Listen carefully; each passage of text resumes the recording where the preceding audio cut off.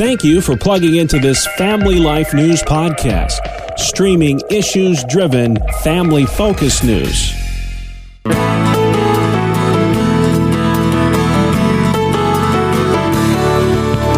And welcome back to another edition of Issues in Education. Mondays during the Noon Report, we focus on the issues that impact our public schooling families with the one and only Dr. Ralph Kerr at the Teaching and Learning Institute. Ralph, it's been a few weeks. Welcome back to the program, sir. Good to have you today. Thank you very much. I'm pleased to be back with you. And can you believe it? We're already in August. Won't be long till the kiddos are back in school, or will they? Big question mark still. You knew this was coming. The governor of New York's big announcement on school reopenings expected this week. Sometime this week, we should know. Ralph, if you would, I know you've got that crystal ball all dusted off, and you're going to look into that right now and tell me what you think he is going to decide this week. All right. I'll be happy to do that. I've been watching the different schools' plans that they've developed, and I think overall they've done a great job of developing plans. Secondly, most parents want schools to open with safeguards in place, and I think the governor knows how to count those votes. And then this last week, he actually invited any Major League Baseball team that wants to play to come to New York to do that, which I think says he thinks that things are in pretty good shape. Finally, he has encouraged colleges to open with in-person instruction, and there is a possibility that more federal money will come if schools open.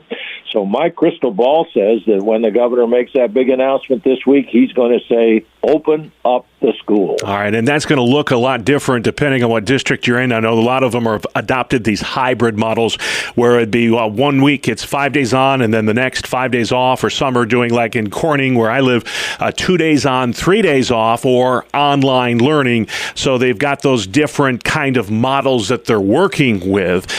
Many, and I'd love to get your thoughts on this, because some teachers say this whole process was backwards, that the governor should have done his thing first and then have the schools submit their guidelines. What do you think about that? Well, I don't agree with that. I think that ultimately the schools were going to have to develop a plan to reopen, and whether it's before or after the governor says, now, whether we're going to open or not, I think that's, in one sense, kind of irrelevant.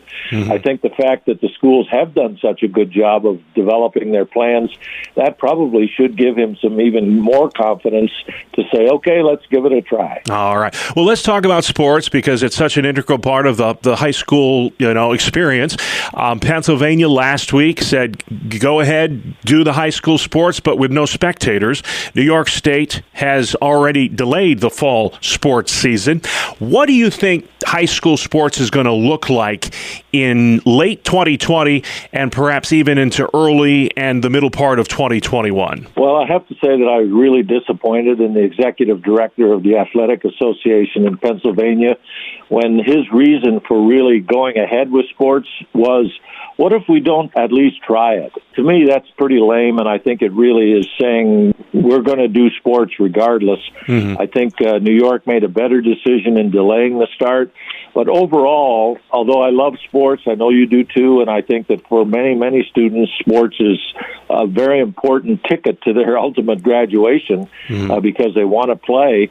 I do think that what I wish is that even the sports-minded folks would be more focused on getting academics figured out safely right now than maybe even adding to the risk by bringing sports online as scheduled, within really the next couple of weeks. We mentioned up front that most districts that we can tell are adopting the hybrid model, both in-person and online approach. Some elementary schools are really pushing the full-day, all-day sort of model because of the uncertainty in the hybrid thing, whether to do 5 days off, 5 days on, or, a split week type thing. Do you think that will result in more families homeschooling this year? I really think it will. In fact, just last week I heard you on the Noon Report. There was a special there about homeschooling, and the person that was speaking said that the homeschooling website actually crashed because there were so many people wanting information about the possibility of doing that.